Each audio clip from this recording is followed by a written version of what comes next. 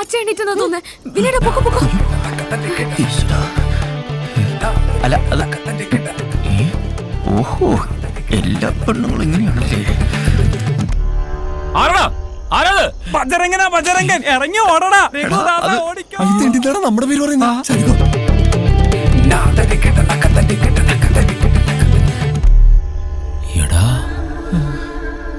നീയോ?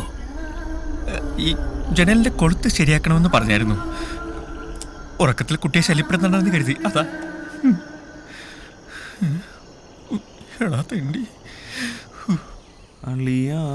കണ്ട വല്ലതും കാണണ്ട. ഭഗവാന്റെ കയ്യിൽ തോക്കണ്ട. അവസ്ഥയ്ക്ക് ഒരു മാറ്റവും ഇല്ല. എടാ നീറാശാനും മാധവേട്ടനും ഞാൻ കണ്ടില്ല. സ്ഥലത്തെ പ്രധാനികൾ രണ്ടുപേരും ഉണ്ടല്ലോ. ഇന്നെന്താ നീറേ, പണിയൊന്നുമില്ലേ? ഇന്ന് പണി ഇവിടല്ലേ മേനോൻ സാറേ? നിങ്ങൾ നമ്മുടെ ചെക്കനെ എന്ത് ചെയ്തു? ഓ, അവന് വേണ്ടി വക്കാലത്ത് പറയാൻ വന്നിരിക്കും. പറയുന്നത് ശരിയല്ലെന്ന് അറിയാൻ മേനോൻ സാറേ. എന്നാലും ഈ ഒരു തവണത്തേക്കൊന്ന് ക്ഷമിച്ചൂടെ? ക്ഷമിക്കണം പോലും. കൊണ്ടുപോടാ അവനെ.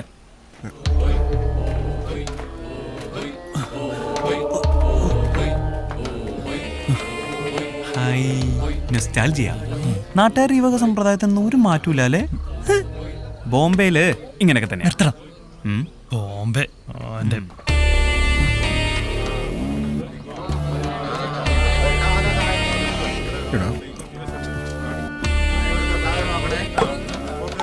വള്ളിയും തെറ്റി പുള്ളിയും തെറ്റി.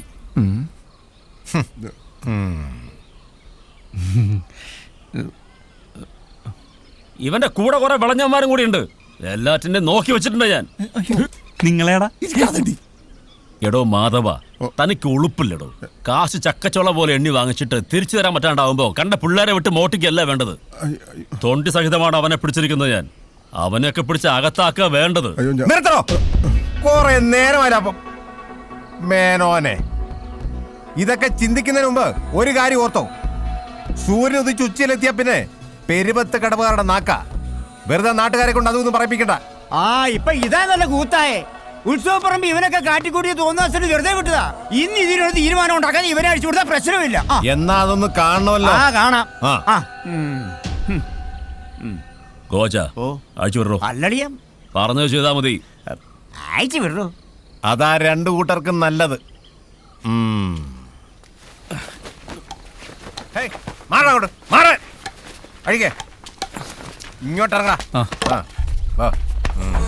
ചെറുക്ക, ഇവനെ പോലുള്ള മരംകേറുകളുടെ കൂട്ടുപിടിച്ച് ഇവിടെ കയറി നരങ്ങാനാണ് ഭാവമെങ്കിൽ തീർത്തു കളയും എല്ലാറ്റിനെയും. ഉത്സവം കഴിഞ്ഞ ശ്രീദേവിയുടെ കല്യാണം, അതിനു മുമ്പ് ഈ പരിസരത്ത് കണ്ടുപോകരുത് ഒരുത്തനെയും. മേനോനെ, ഇവന്റെ കൂടെ അവൾ ഇറങ്ങി വരാൻ തയ്യാറാണെങ്കിൽ ഈ പെരുവത്ത് കടവത്തെ മണ്ണിൽ അവരൊരുമിച്ച് ജീവിക്കും. വാടാവിനിയ. വെല്ലുവിളിയൊക്കെ കൊള്ളാം, അത് പിള്ളേരുടെ കാര്യം. പക്ഷെ മാധവ, നമ്മുടെ കാര്യം മറക്കണ്ട.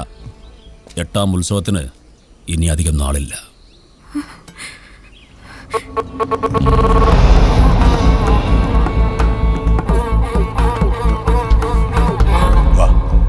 നീ വാ.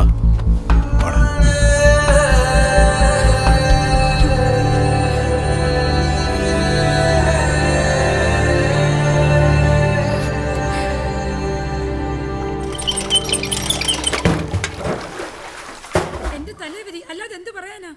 ഒരു തുണിയില്ലാതെ രണ്ടെണ്ണത്തിനെ വളർത്തി ഇത്രയും വരെ എത്തിച്ചു. ഇതിനി അറിയാൻ ആരും ബാക്കിയില്ല. പോത്തുപോലെ വളർന്നിട്ടും ഈ വീട്ടിൽ 2 മനുഷ്യജീവികൾ ഉണ്ടെന്നുള്ള കാര്യം അവൻ ഓർത്തില്ല. അതെങ്ങനെയാ? മര്യാദയ്ക്ക് പണിക്ക് പോകാൻ പറഞ്ഞാൽ അവനോട്ട് പോകത്തുമില്ല. സിനിമയും പാട്ടും കൂത്തുമായിട്ട് നടന്ന ജീവിതം തോലിച്ചോ? എന്തെങ്കിലും ഒരു വീണ്ടും വിചാരം ഉണ്ടായിരുന്നെങ്കിൽ ഇങ്ങനെ ഒരു തോന്നിവാസം ചെയ്യുമായിരുന്നോ? നിന്റെ താഴെ ഒരെണ്ണം ഉണ്ടെന്നുള്ളത് പോലും നീ ഒന്നും ഓർത്തില്ലല്ലോടാ. അതെങ്ങനെയാ? നിനക്കൊക്കെ തിന്നിട്ട് എല്ലിന്റെ ഇടയ്ക്ക് ഇറന്നിന്റെ മുട്ടലാടാ ഇത്. എന്തോന്നാ വിനയ നിന്റെ വിചാരം? നീ വലിയ കൊമ്പത്തെ ആഫീസറാണെന്നോ? 10 സെന്റ് ഭൂമി ഒരു ടാക്കീസിലെ പണിയും വെച്ചിട്ട് നാണം ഇല്ലടാ നിനക്ക്. അതിനെന്താ അമ്മേ, നല്ല പൊന്നു പോലത്തെ മരുമോളല്ലേ കിട്ടിയേക്കുന്നേ. എന്റെ കയ്യിൽ നിന്ന് മേടിക്കാതെ കയറി പൊക്കോണം നീ. ഒരു ഉപദേശക്കാരി വന്നേക്കുന്നു. എന്റെ പൊന്നമ്മ ഒന്ന് നിർത്തുവോ? ഇത് വല്ല സ്വൈരികേടായല്ലോ. ഇപ്പൊ ഞാനാണല്ലേടാ നിന്റെ സ്വൈരക്കേട്. നീ നിന്റെ ഇഷ്ടം പോലെ ആയിക്കോ.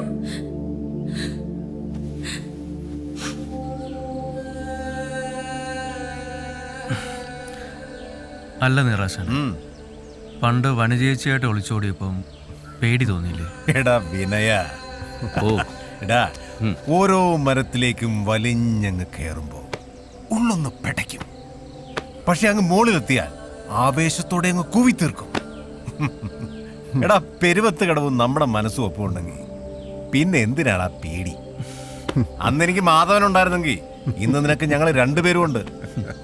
ധൈര്യമായിട്ട് ഇടാ. എടാ, എല്ലാ ചെറുപ്പക്കാർക്കും ജീവിതത്തിൽ രണ്ടും കൽപ്പിച്ചൊരു തീരുമാനം എടുക്കേണ്ടുന്ന ഒരു സന്ദർഭം വരും. അത് മിക്കപ്പോഴും സ്നേഹിച്ച പെണ്ണിന് വേണ്ടിയിട്ടുമായിരിക്കും. അല്ലേടാ? പിന്നെ ആ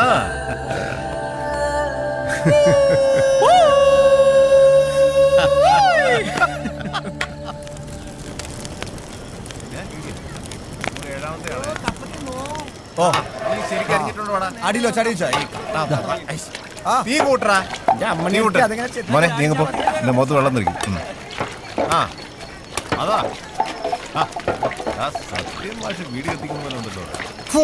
ഭയങ്കര ബോധന. വാടാ വാടാ, ഒന്ന് നടക്കുന്നോ? പിടിയടാ. എത്ര കാലമായി നീ കിടക്കുന്ന കണ്ടു. കഴിഞ്ഞോടി? വേഗം ആവട്ടെ, അവിടെ തുടങ്ങാറായി.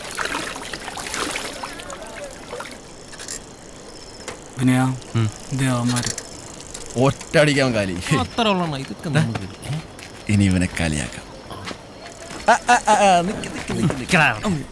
എടാ വിനെ, നിനക്കെന്തെല്ലാം കിട്ടിയത് കേട്ടല്ലോ. ഹാപ്പി അല്ലേ?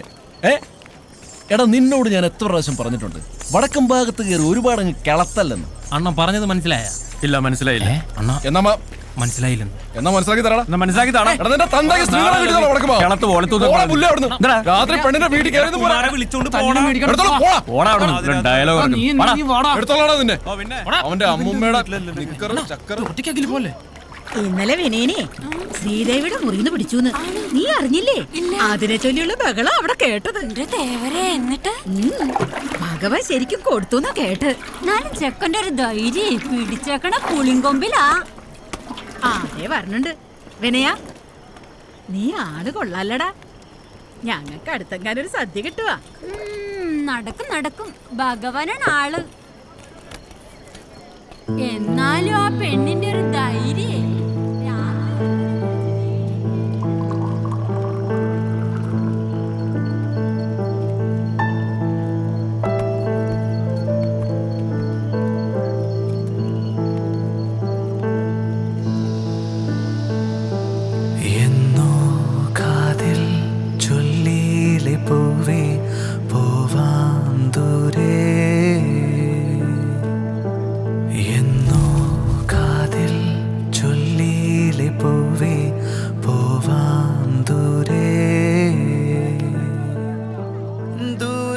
നീ അത് കണ്ടോ?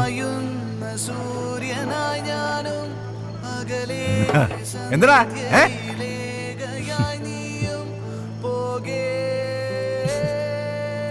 വേർപ്പിന്റെ ഉപ്പുരസത്തിലും പ്രണയമുണ്ടടാ. പണവും പ്രതാപവും എല്ലാം പ്രശ്നമായിരുന്നു. പക്ഷെ ചങ്കൂറ്റത്തോടെ വിളിച്ചിറക്കിക്കൊണ്ടൊന്ന് പൊന്നുപോലെ എന്നെ നോക്കുന്നേ. മറ്റെന്തിനേക്കാളും അവക്ക് നിന്നോട് സ്നേഹം ഉണ്ടെങ്കിൽ നിനക്ക് തിരിച്ചു കൊടുക്കാൻ കഴിയണം. ഒരു പെണ്ണിന്റെ ധൈര്യവും ശക്തി ഒരാണ് തന്നെയാടാ. ചങ്കുറപ്പുണ്ടോ നിനക്ക് അവളെ വിളിച്ചിറക്കിക്കൊണ്ടുവരാൻ?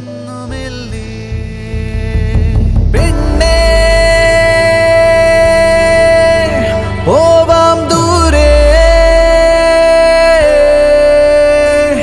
ഈരാവിൻ ചെല്ലടാ തേരേറി പെണ്ണേ പോവാം ദൂരെ ഈരാവിൻ തേരേറി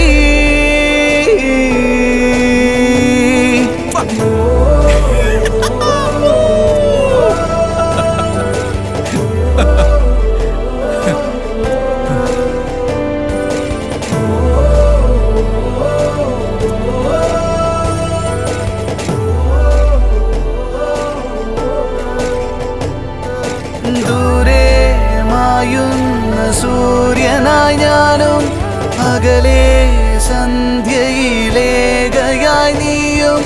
പോകേ